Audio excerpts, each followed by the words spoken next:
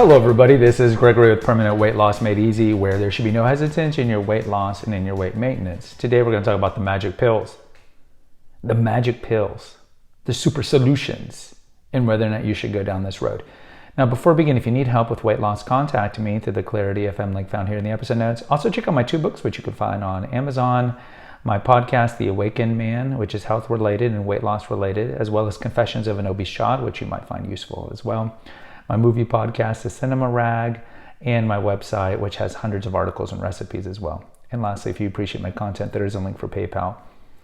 Today, we certainly live in a world where there's going to be tons of magic pills. Why is that? Well, I mean, there's 2 reasons. We live in a world of instant gratification. We live in a world where we want it now, like Veruca Salt from Willy Wonka. I want it now, Daddy. We want everything now. When you tell somebody, it's going to require hard work and self-restraint and forbearance, most people are like, yeah, I'm out. Like with type 2 diabetes, for example. Type 2 diabetes, adult onset. You can give somebody 2 choices. 1, radically change your diet, increase your exercise, or keep eating carbs, keep drinking your beer, and take metformin or whatever drug, the Ozempic shot now. Take whatever you want, and you make the choice. Most people are going to choose the second one, right? Just give me the pill, and then I can yell at God for giving me type 2 diabetes when it was your lifestyle choices that gave you type 2 diabetes. So you have that thing. We want instant gratification. And then second, there's always going to be oil, snake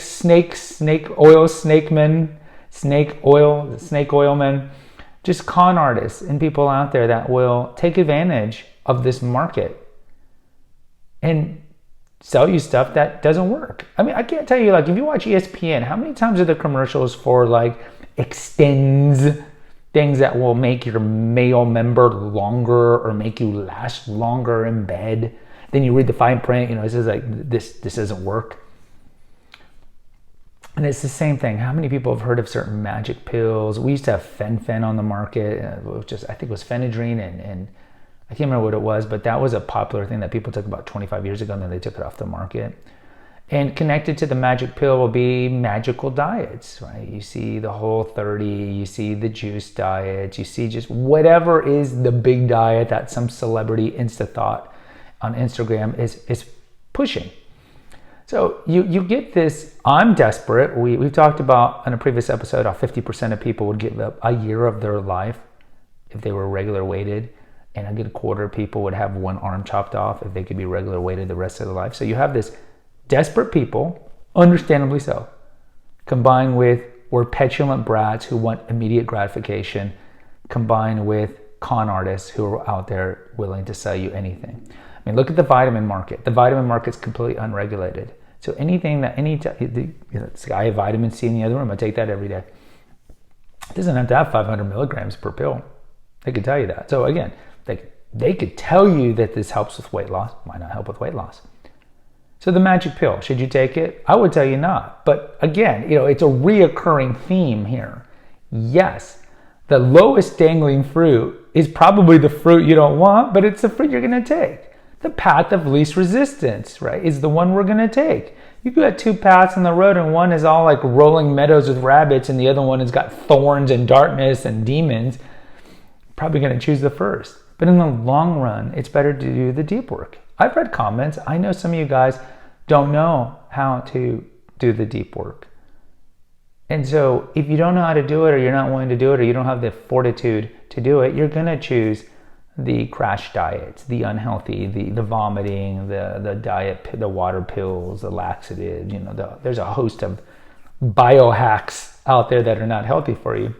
You'll do that because either you don't want to, or you don't know how to do the other road. It's like with demonic possession. So priests, exorcists cannot take demons out of people who don't want them taken out. Lots of times the demons will give them the ability to read minds or read hearts, like psychics. A lot of psychics are frauds, but some of them are innervated or empowered, I should say, by the occult. But if the person's not willing to have the demon taken out because they savor the power that the occult's given them, priest can't take it out. And it's kind of the same thing here. If you're really enamored with these Insta pills and these sayings like, oh, I know this pill is going to work, and you're not willing to do the deep work, it's probably not going to work in the long run. You got to do the deep work. But if you're not ready to do the deep work, or you don't think you have the patience, or maybe you're fearful to look in the mirror of what's really causing you to eat, because maybe it was hardcore sexual abuse, hardcore physical abuse, neglect. Maybe you love your parents, but you can't fathom the thought that maybe they did something to you. And so you just have this wall of cognitive dissonance. It could be that. But ultimately, in the long run, you got to avoid the magic pills because they don't work.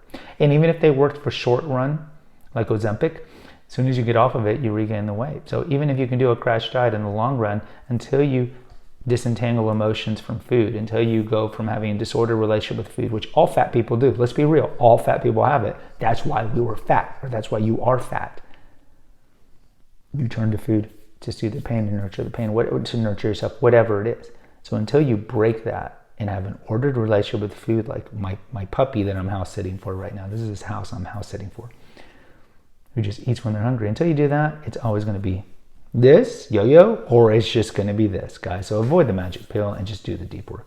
Guys, post in the comments. I'd love to hear from you. Please subscribe and share with others. Until next time, take care. God bless and pray.